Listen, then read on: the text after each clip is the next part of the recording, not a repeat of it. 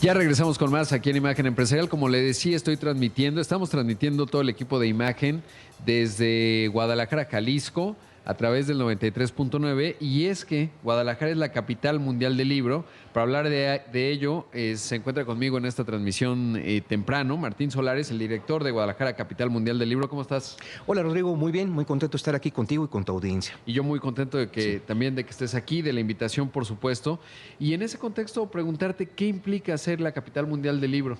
Bueno, primero que nada, es una designación que la UNESCO otorga cada año desde hace 20 años a alguna ciudad en cualquier parte del mundo. No necesita ser la capital de un país, solamente necesita haber presentado un proyecto inmensamente amplio, muy ambicioso de fomento a la lectura y necesita ser aprobado por un absolutamente riguroso comité.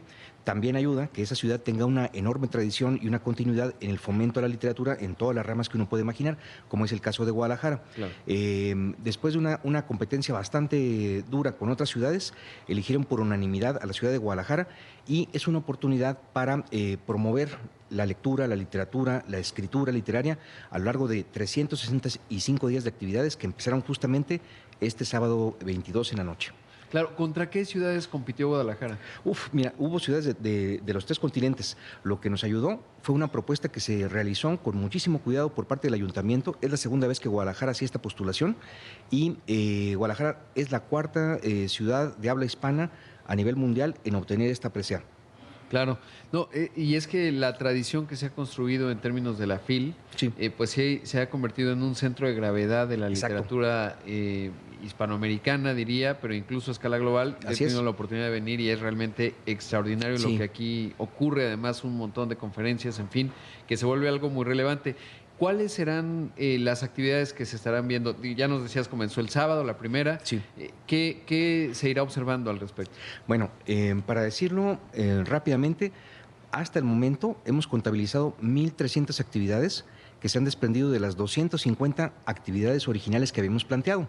¿Por qué? Pues porque se están sumando la Universidad de Guadalajara, el Ayuntamiento de esta ciudad, por supuesto, que es quien toma la iniciativa, y el gobierno del estado de Jalisco, más muchos empresarios y muchísimos creadores locales. Hay una voluntad de apoyar cada uno de los eslabones de la cadena del libro, desde los autores hasta los lectores, pasando por los editores locales, los libreros, los bibliotecarios, los profesores de literatura, pero también los promotores de lectura y obviamente los alumnos. Vamos a crear, entre otras cosas, para contártelo en pocas líneas, una escuela literaria que ya se va a anunciar esta semana, formada por 7 talleres de altísimo nivel literario para que los escritores que practican el periodismo literario, novela, cuento, ensayo, poesía, incluso cómic, encuentren aquí a grandes maestros y visitantes extraordinarios que vienen de otras ciudades, de otros países también. Eso va a la limón con un programa que se llama Escuelas Anfitrionas, en el cual muchos de los visitantes internacionales que vamos a tener van a visitar al menos 2 escuelas públicas y privadas con alumnos que previamente habrán leído sus novelas, poemas, libros de ensayo, a fin de detonar un diálogo literario que desborde los 10 días que dura la feria, 9 días que dura la Feria Internacional del Libro de Guadalajara. Ya que la FIL es un polo magnético una semana a finales de noviembre, nosotros aspiramos a que esa conversación de altísimo nivel continúe durante todo el año. Qué buena noticia, sobre todo Sí. además pues, estos talleres. Y para acceder a estos talleres, ¿cómo va a ocurrir? Es decir, ¿serán analógicos, me refiero físicos? Porque ahora en este mundo, pues Claro. todavía no pospandémico, diría, porque la pandemia pues, es un fenómeno largo, pero Sí. finalmente pues se ha utilizado mucho el tema de la tecnología, la Sí, sí. transmisión remota, etcétera. ¿Cómo va a ser? Bueno, mira, habrá solamente 15 alumnos presenciales, precisamente de la ciudad de Guadalajara, para observar las medidas sanitarias que todas las autoridades siguen recomendando, pero también 15 del interior del estado de Jalisco y del resto del país. Y a través de las redes digitales, cualquier persona en cualquier parte del mundo va a poder participar de esas charlas, conferencias y debates de alto nivel. Entonces, aspiramos a llegar a un público amplísimo que queremos que empiece con aquellos que desean profesionalizarse en el libro y en la literatura. Claro, qué importante, porque por ejemplo en el periodismo, Sí. yo que escribo 2 columnas a la semana, es un reto formidable escribir Claro. bien, uno, Sí. pero sobre todo con la narrativa y el arte que tiene el español, Exacto. en un contexto además que me parece fundamental pues yo creo que la lengua es un organismo vivo que se va transformando, adaptando, etcétera, pero también y ahí es todo un debate, ¿no? Por ejemplo, con un amigo siempre decimos este tema, y sobre todo en el mundo de los negocios, en el que me toca cubrir a mí, pues todos estos términos del inglés que van, el networking, el rendereo, en fin, una serie de cosas que de repente el idioma español tiene las palabras y sí que vale la pena seguirlas utilizando, ¿no? Así es. Una que no es tan fácil, presidente ejecutivo, CEO. Exacto. Bueno, pues es justamente en el conocimiento del idioma español en donde es muy relevante que sigamos, digamos, no diría protegiendo porque se va a adaptar, el idioma se va transformando, pero sí que es importante hablar un buen español, ¿no? Y yo creo que esto ayuda muchísimo. Sí, sí. Y mira, cada uno de estos talleres lo va a dar un gran especialista, un autor muy reconocido o una escritora. Por ejemplo, el taller de novela lo vamos a tener el honor de que lo coordine Antonio Ortuño. El taller de cómic y sentido del humor lo va a coordinar ni más ni menos que Trino, el excepcional dibujante jalisciense. Y el de periodismo narrativo lo va a coordinar Alejandra Chanik, la premio Pulitzer mexicana, en colaboración con Quinto Elemento Lab. Cabe decir que ese taller no lo va a patrocinar directamente el Ayuntamiento de Guadalajara a petición de los periodistas, sino una empresa, una serie de empresas para mantener la independencia. Pero a pesar de que no los patrocinamos, están deseosos de colaborar con nosotros, como todos los artistas que están empezando a trabajar en el programa. Y como bien dices, va a ser una oportunidad de reflexionar sobre la lengua, pero también sobre todos los tiempos verbales. Tú sabes que en el periodismo estamos obligados a hablar de lo que pasó ayer, y la literatura lo que aporta son los otros tiempos verbales, empezando por el famoso había una vez. Claro, qué interesante. Me hiciste acordar de Miguel Ángel Bastenier. Tiene este libro que se llama El Blanco Móvil. Lamentablemente ya falleció. Y él decía cómo cuando uno lee los tiempos en la portada de un periódico, y les invito a que hagan el ejercicio, hay distintos tiempos y eso no está bien, ¿no? Porque tendría que ser el mismo tiempo. Exacto, Y entonces la pulcritud, digamos, del periodismo tiene que ver con una buena gestión del lenguaje, no por un sentido purista, sino porque eso ayuda a transmitir mejor los conceptos, las ideas y las historias que uno cuenta desde el periodismo. Claro, y a subrayar la objetividad de lo que uno quiere afirmar, ¿no? Entonces, mientras que el periodismo está obligado a establecer lo que efectivamente sucedió, y pues no se le permite, salvo que sea un periodismo de opinión, especular sobre lo que podría ser, la literatura está invitada a desarrollar todos esos otros tiempos colaterales que no están incluidos únicamente en el tiempo pasado. ¿Cómo empieza Pedro Páramo? ¿Cómo empieza el otoño del patriarca? ¿Te acuerdas? Vine a Comala porque me dijeron que acá vivía mi padre, un tal Pedro Páramo. Es ok. Es una combinación muy sutil de tiempos pasados con el había una vez, que ya se empieza a deslizar desde ahí. El coronel no tiene quien escriba, también empieza más o menos con el día que lo iban a matar. El coronel Santiago Nazar se levantó a las 5:30 de la mañana para esperar el buque en el que iba a llegar el obispo. Entonces, la literatura empieza a hacer eso. Y lo que queremos hacer nosotros es una reflexión sobre ese lenguaje literario que parece empezar con una frase mágica y llevarnos a otro tiempo y a otro lugar. ¿Y sabes para qué? Precisamente para desarrollar esa conversación, para reapropiarnos de los espacios públicos, como es el caso de Paseo Alcalde, que va a ser el paseo literario más grande que hay, esperamos, en esta y en otras ciudades, con 2.8 kilómetros de actividades literarias. Wow. Entre otras cosas, una antología, yo la llamo peatonal, en la cual un equipo muy lúcido de escritores y ensayistas de la Universidad de Guadalajara eligieron la mejor literatura de Jalisco desde el siglo XVII a la fecha, y en placas que van a poner a lo largo de las fuentes y las paredes de Paseo Alcalde vamos a encontrar mini cuentos, mini poemas e ideas rutilantes de muchos de los mejores escritores que ha tenido el estado de Jalisco en los últimos 3-4 siglos. Qué interesante, realmente está espectacular. Ahora, desde el punto de vista económico, justo el jueves daba a conocer el INEGI pues los datos de cuántos libros se leen. Creció de 2018 a 2021, si no mal recuerdo. Yo creo que algo tiene que ver la pandemia, pero la literatura también se ha transformado. Incluso pensaría en la dinámica de negocios, sobre todo porque pues las tiendas de libros, justo ayer estaba en una allá en la Ciudad de México. ¿Cuál? En el Péndula de Perisur, ¿no? que está muy bonita. Sí. Y pensaba, a veces veía un libro y decía, bueno, en este momento no lo voy a comprar, y pensaba en una plataforma digital, en Amazon, y dije, lo voy a comprar. Pero después dije, no, mejor ayudo. En físico. Y en Estados Unidos, Barnes Noble, por ejemplo, ha tenido una reactivación. ¿Cómo se ha transformado? Y a ver si nos da tiempo, si no, te invito a que, regresando al corte, sigamos conversando un poco más. Pero ¿cómo dirías que se ha transformado el consumo de la literatura y como fenómeno económico? Sí, bueno, hay que aterrizar todavía esos datos del INEGI y tratar de estudiarlos mejor porque son muy recientes. La anterior lectura que teníamos era, si mal no recuerdo, de 2021 y estaba muy por debajo de eso, digamos un libro menos, un libro y medio. Yo creo que durante la pandemia, porque es un fenómeno que viví con amistades, pues todos nos volcamos en la lectura para tratar de encontrar un tiempo mejor que el que estábamos viviendo, que es eso que ofrece la literatura. Lamentablemente, muchos lo hicimos a través pues solamente de cierto tipo de cadenas digitales y no a través de las librerías, porque las librerías estuvieron cerradas meses, en algunos casos casi un año. Aquí en Guadalajara el panorama pues es desolador. Han cerrado varias librerías independientes y es una gran tristeza. Es como si se hubiera, para mí, es como si se hubiera extinguido una especie. Cada vez que cierra una librería. Y es que más hay una riqueza. Ayer que estaba, o sea, uno se puede meter en una página, pero no alcanzas a ver la variedad de libros que puedes encontrar. Exacto. Y esta parte errática, digamos, en donde a lo mejor veo un libro al lado, lo veo, me enamoro de él, lo compro. Exacto. Y eso en el mundo digital no necesariamente ocurre, porque hay un algoritmo ahí que me está sugiriendo exactamente lo mismo que estoy buscando, y eso creo que hay una magia muy importante en una librería. Sí, si algún día tú por error pides ver el directorio telefónico de Tiflis, después te va a estar bombardeando con información solamente de esa ciudad y en georgiano. Que ahora te ocurrió. Sí. Debo hacer un corte, estimado Martín, pero te invito a que te mantengas aquí en esta transmisión para seguir conversando porque es fascinante. Estoy hablando esta mañana con Martín Solares, el director de Guadalajara, Capital Mundial del Libro. Ya regresamos con más aquí en Imagen Empresarial. Estoy transmitiendo esta mañana. Estamos todo el equipo de Imagen desde Casa Dolores, en el contexto, por supuesto, de que Guadalajara es la capital mundial del libro. Y esta mañana estoy conversando fascinante, la verdad, con Martín Solares, que me contabas, Martín, que viene regresando de Georgia. Sí.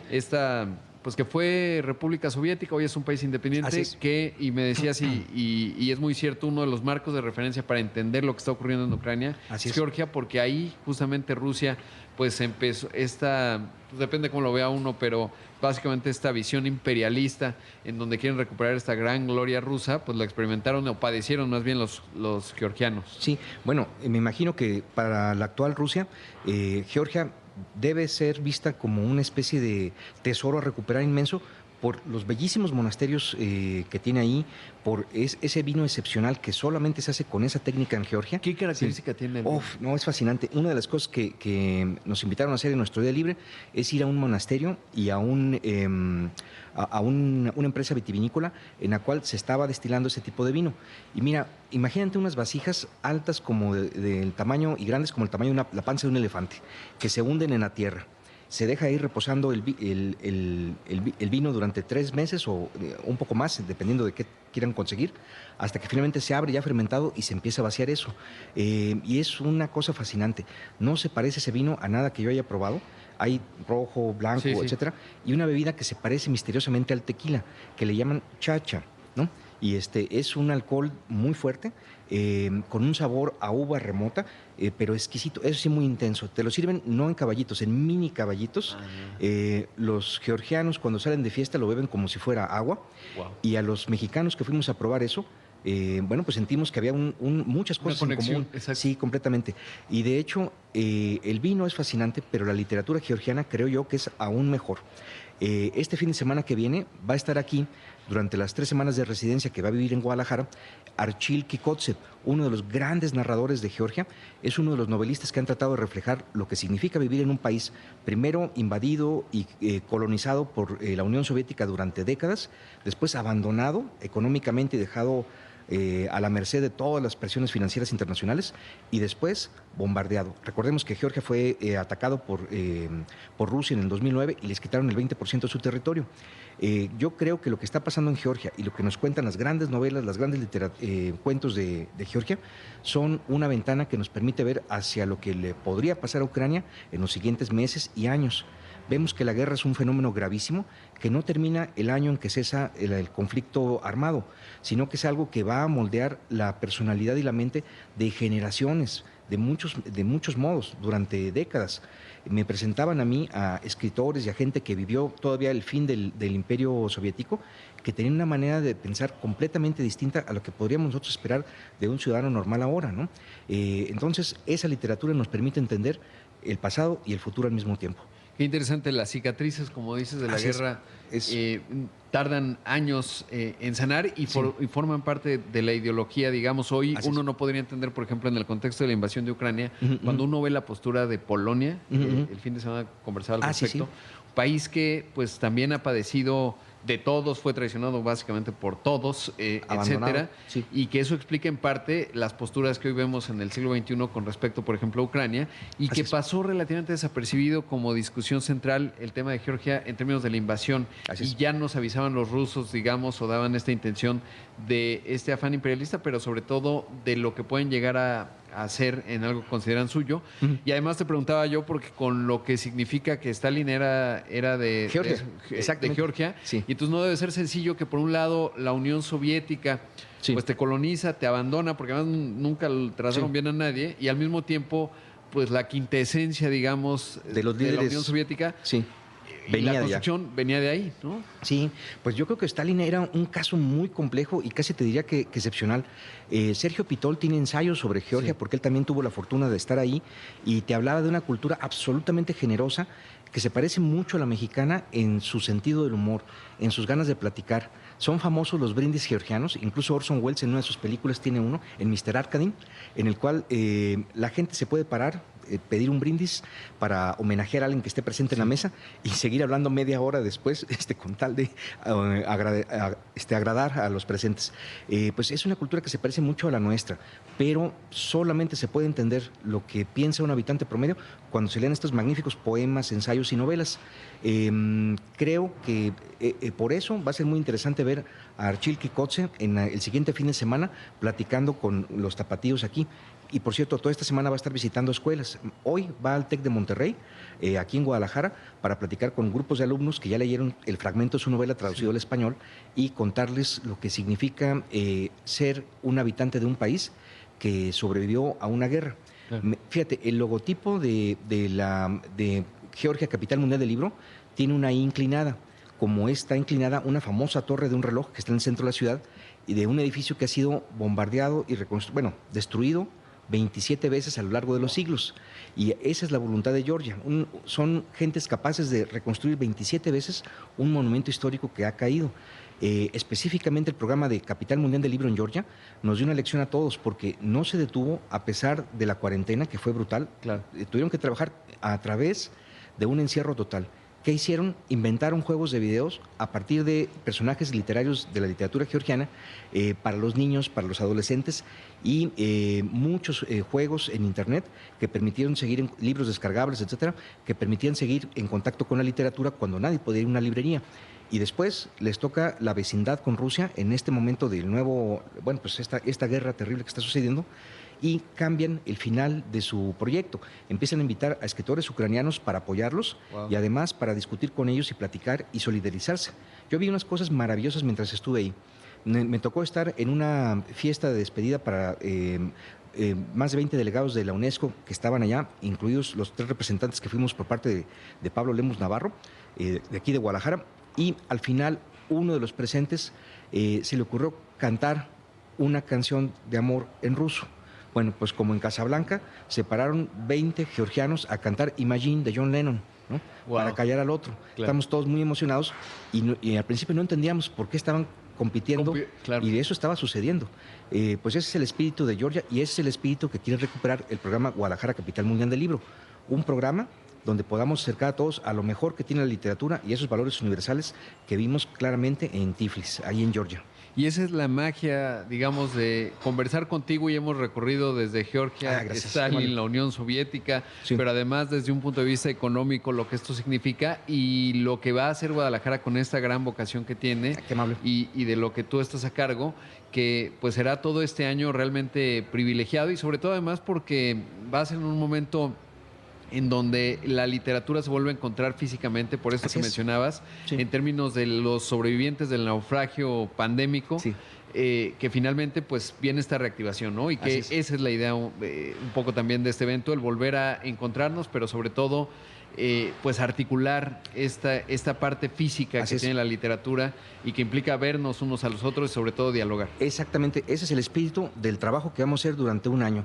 Una de las cosas más urgentes es reactivar la vida literaria aquí, y entre ellas tenemos, pues vamos a lanzar también ya, espero que a finales de esta semana y si no a principios de la otra, una convocatoria para trabajar en conjunto con las editoriales independientes de Guadalajara. Queremos ayudarles a publicar algunos de los títulos que ellos ya eligieron para su publicación a lo largo de este año, y también con las librerías. Le preguntamos estamos preguntando a los bibliotecarios de Guadalajara qué necesitan de los catálogos de sus editores independientes para hacer algunas compras, tanto como nos lo permite el presupuesto, de manera que los mejores libros de la historia de estas editoriales puedan estar presentes en las bibliotecas de Guadalajara y así contribuir a ayudar a los lectores y a los editores. Porque creo que tenemos que empezar con algo de apoyo y solidaridad entre los eslabones de la cadena del libro, y eso es lo que ha recomendado un enorme comité que es quien asesora y conforma al programa Guadalajara Capital Mundial del Libro. Y te quiero preguntar, Martín, ¿qué, digamos, podríamos leer o cómo ha transformado la pandemia? Porque es bien interesante, es el hito global. Yo no recuerdo, incluso la Segunda Guerra Mundial no tuvo un impacto tan amplio social, y eso va a generar, como ya lo decíamos, en este caso no una guerra, pero una vivencia común que tiene la humanidad, y eso va a quedar sin duda retratado en la literatura.